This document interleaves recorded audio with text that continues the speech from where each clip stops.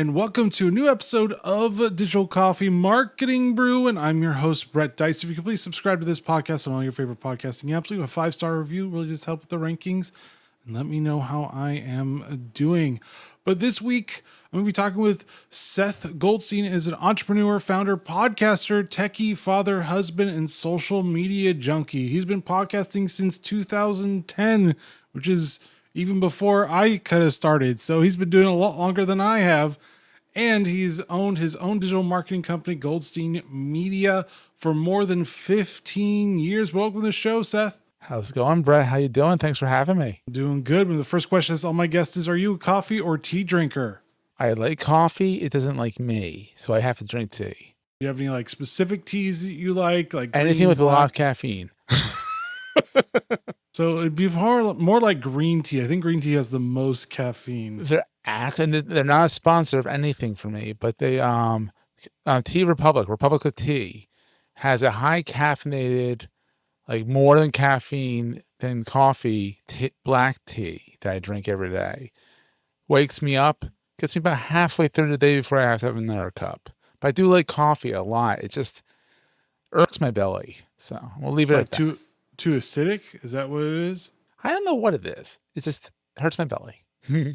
Gotcha. Have you tried cold brew? Because cold brew is less acidic. I love cold brew. It actually might help with the stomach thing if it's acidity. I'll try that out. Yeah. I just I found the tea that works, dive into that. Every once in a while I'll treat myself to a coffee and then regret it later. All right. I gave a brief summary of your expertise. Can you give the listeners a little bit more about what you do? Yes, absolutely. So I've been podcasting since 2010.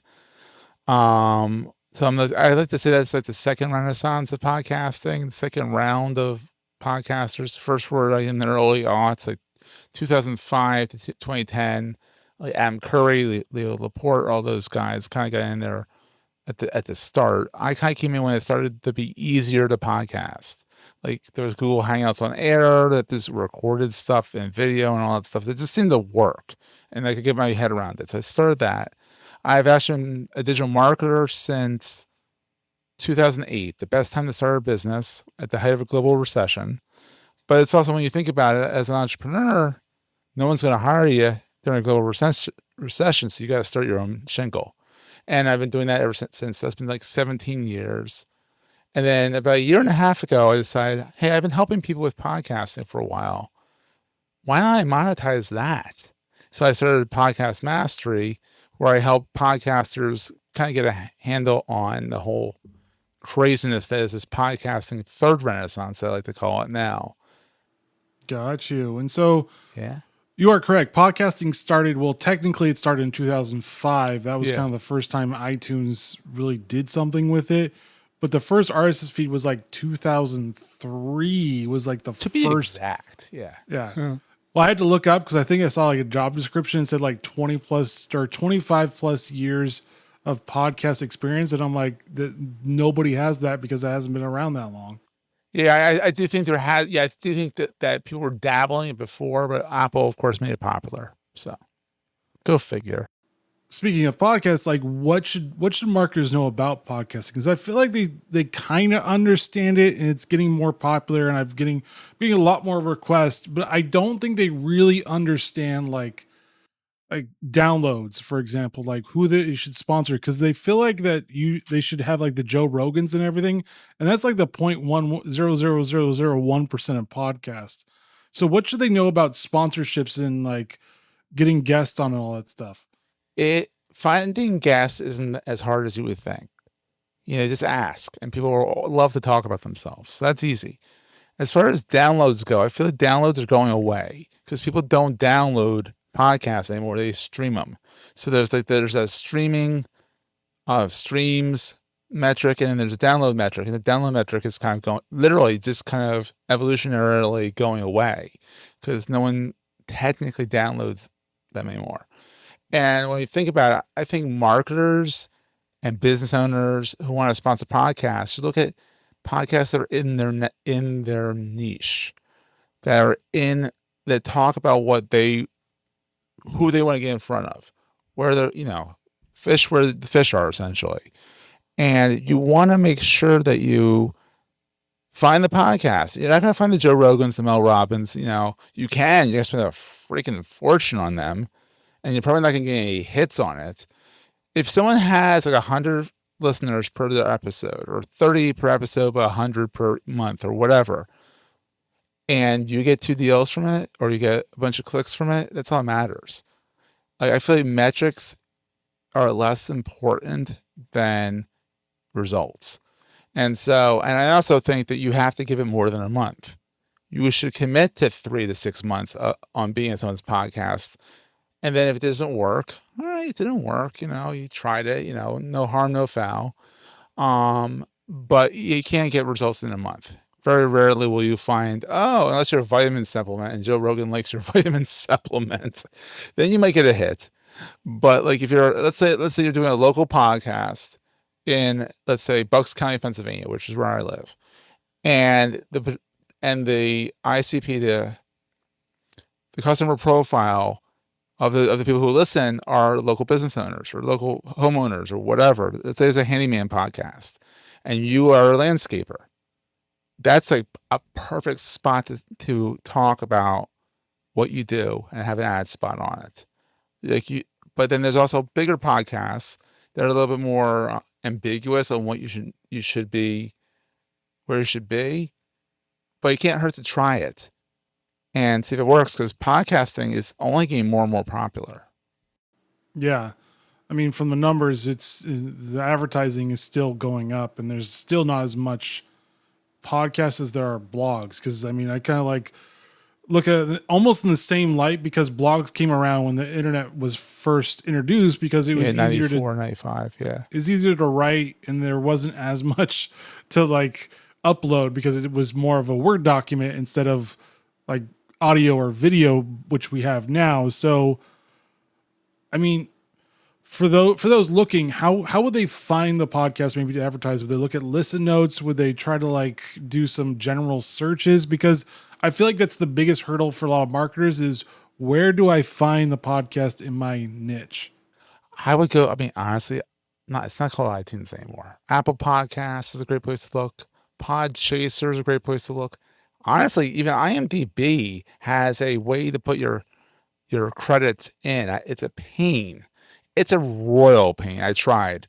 Vinny Pastavito, who's a big name guy on Podmatch and all that stuff.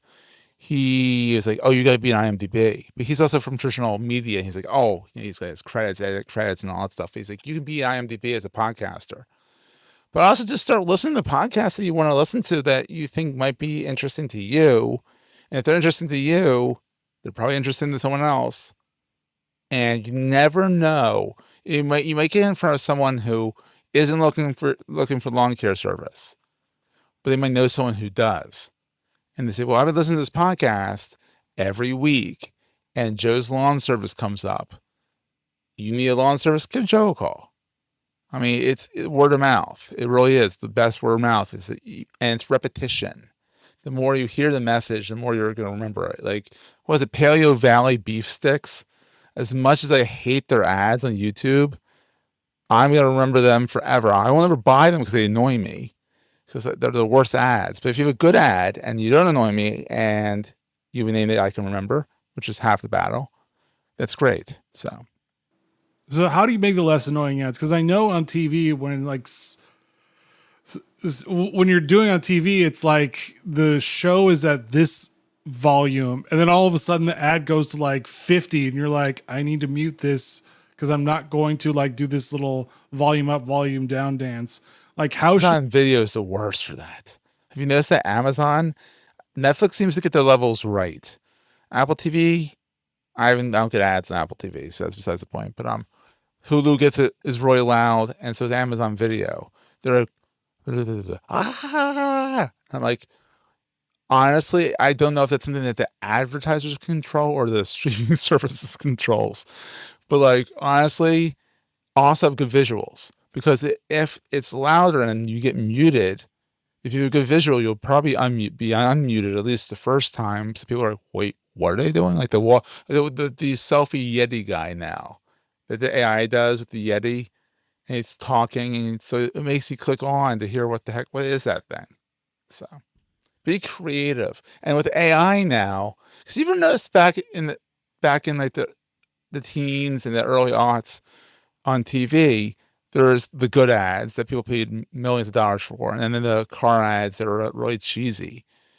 Now we can all look like those really good ads because the technology is caught up. That's another reason why back in '94 there's no podcast, because there's no bandwidth for it.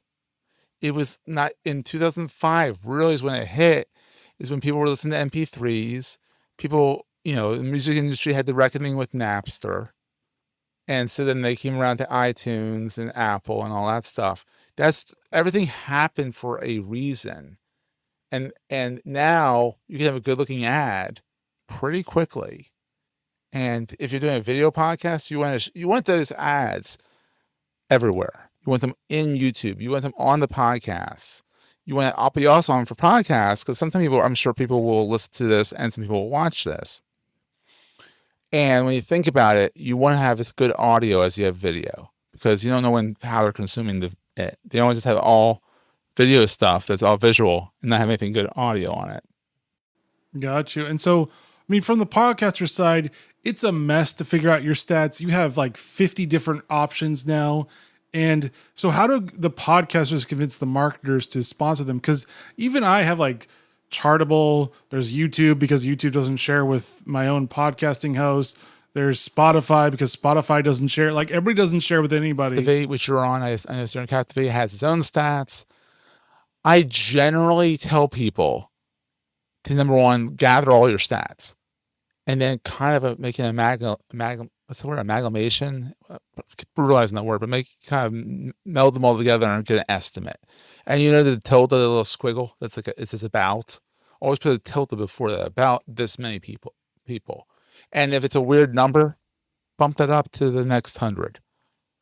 So let's say you came to that number and it was let's say you get 153 people a month listening to your show. That's a very specific number. I'd say 130. I'd say go 135, 140, 150. It's kind of, and then put the tilde and say it's about this a month per episode. Because they're just glancing at this. They're not going to like, oh, well, he's off by 10. It's true. Most marketers are not going to be like, all right, I'm really going to research this, unless they have AI do it. And even AI will get it wrong. So, we have that. And then we have also ours feed 2.0 eventually coming out, which will add video to it. Will that help with the numbers a little bit more? Because I know, like I said, YouTube has their own. If you're doing a video podcast, you're not getting it like I have Captivate. You're not getting it on Captivate at all. They don't count that at all. And so is that going to help with that issue? Because the issue is that now we have like two different formats and they're basically split stats in a way. I think this is making everything more confusing, honestly, because people aren't going to know about it, number one. And then once they're educated and they know about it, you're going to get another set of stats. You're just going to keep getting stats. You're in stats purgatory. And it really goes back to just kind of melding it together and creating a story around the stats. Saying, like, on YouTube, we're here. And generally, this is what the listeners we have in general are the people who, because I think a lot of advertisers who I've talked to, if you do video, want to know how your video is performing on YouTube. And then if they're like, oh, you do audio too, which if it's a podcast, it should be audio too. They want to know the audio numbers. So it's just separate them and then put them together, kind of thing, in my opinion. Got you. For example, my stats on Spotify, I'm hitting women. On YouTube, it's mostly men, and I'm like, all right, I would just meld those two together, and say generally, it's split 50-50. Or it's 40, whatever the other percentages. 60-30 or 60-40, 70-30, yeah. 60-30, 60-40, yeah, exactly. Like you talked about before, downloads are going away. So how should we actually do that? Is it like time watched now? Because I feel like YouTube had the better option of like time watched instead of like downloads. Because downloads, someone could download it. It could be auto download, and you have no idea if actually someone listen to it And or listen, I not? feel is more advantageous, or streams. But streams they could stream for 5 minutes and it's a 30-minute episode. So again, it's amalgamate. I can't say the word. I'm using it a lot, but an amalgamation of the two, and saying like, we get a certain amount of streams a month, and this is generally the amount of time people listen to, how long they listen to our show. And literally, it's part of the stats in the media kit. I mean, when in doubt, more information doesn't usually hurt. True. And so, I mean, you mentioned AI a little bit. So where's this going in the podcast industry? I use AI for like the show notes and a bunch of different stuff because transcriptions and all that stuff is easier with AI than me doing it and spending hours trying to do it.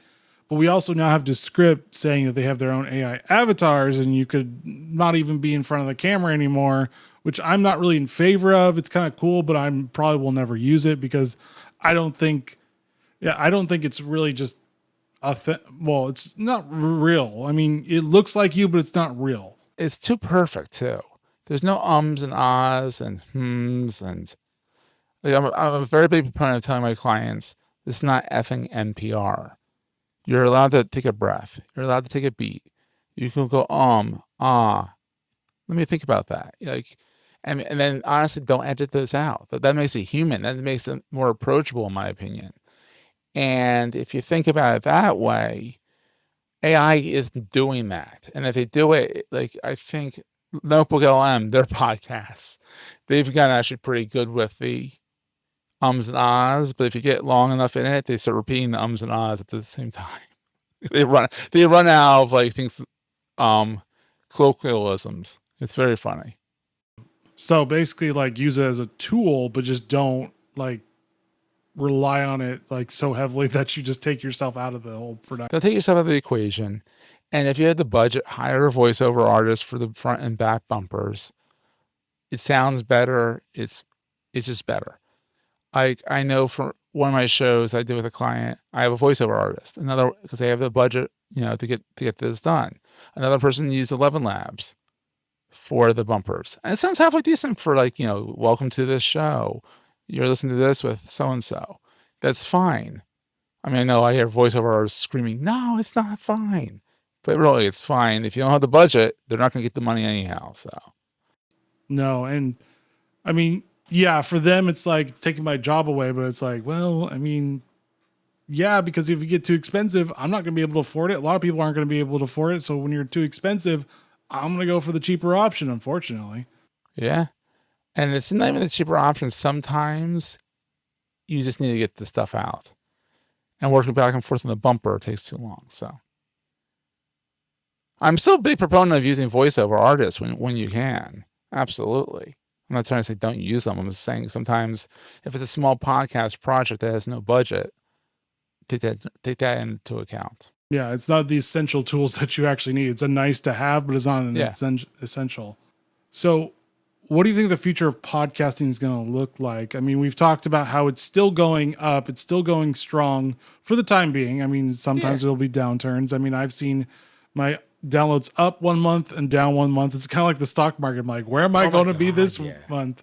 So what's the future trends for the next 5 to 10 years? Are we going to get more and more? Are we still going to get the pod fades of people? We're always in the pod fades. And that's my goal with Podcast Mastery, is to help people not fade on the podcast, adjust their cadence maybe of how many times they put out a show, but don't shut down the show or take a hiatus and let people know you're taking a hiatus and stuff like that.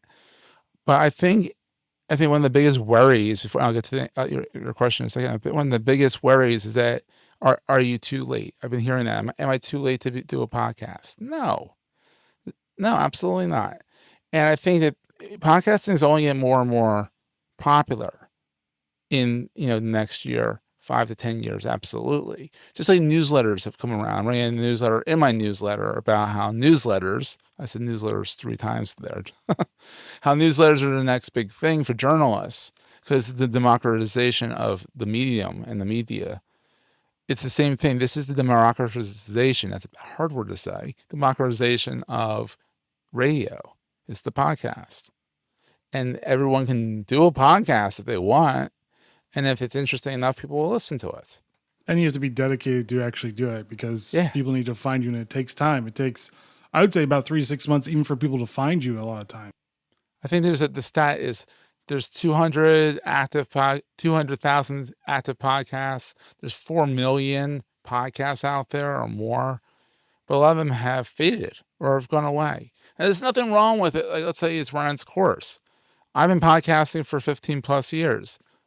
I've had probably 15 different podcasts over those years, and they've run their course. Some have been 10 episodes, and I'm like, I'm not feeling this anymore. Let me pivot and do a different kind of show. And then there's some like Digital Marketing Dives going on. It started in 2018, and then it's been going on since then. But we had a 2-year hiatus because I just got busy with Entrepreneurs Enigma, the other podcast I do. It's been going on since 2021.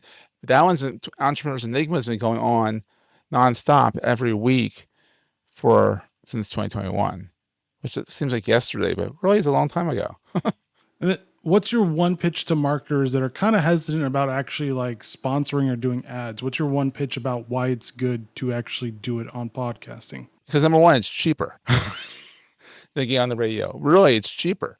If you think about sponsoring a show, you're probably going to spend $500 to $1,000 a month, depending on, let's say it's a weekly or bi-weekly show. That's a lot more if you try to do it on radio or Sirius or do it through Spotify directly. If you go directly to the podcaster, they're going to be thrilled to have you. And you can say, well, I'm looking to spend this. What can you give me for this? But it's definitely cheaper. For now, at least. Inflation happens. Well, it's cheaper depending on which podcast you go to as a whole. Yeah, I mean, that's also, let's keep that in mind too. If you go to Joe Rogan, it's not exactly going to be cheap. But if you go on Entrepreneurs Enigma, I can guarantee you, I'll give you a good deal. All right. People listening to this episode, they're wondering, where can they find you online to learn more? Well, I already gave a bunch of links there, but best place to go, honestly, is social.sethgoldstein.me. Literally all my links are there. Goldstein Media, the web agency is there. Podcast Mastery, the podcast agency, coaching practices there. You can find me on LinkedIn, everywhere. Just look for me. I'm pretty noticeable. All right. Any final thoughts for the listeners? Oh, this has been so much fun, dude. I love it. Also, don't be afraid to guest on other people's podcasts. Like me being on your show is gonna have people say, "Oh, I'm gonna check out Seth's show." Like that's word of mouth. It's a brilliant thing. All right. Thank you, Seth, for joining Digital Coffee Marketing Brew and sharing knowledge on podcasting. Thank you for having me. And thank you for listening. As always, please subscribe to this podcast on all your favorite podcasting apps. Leave a 5-star review. It really does help with the rankings and let me know how I am doing. But join me next week as I talk about what's going on in the PR and marketing industry and the great thought leaders in there as well. All right, guys, stay safe. Get to understanding podcasting and see if it actually works for you to start one, guest one, or advertise on one. And see you next week. Later.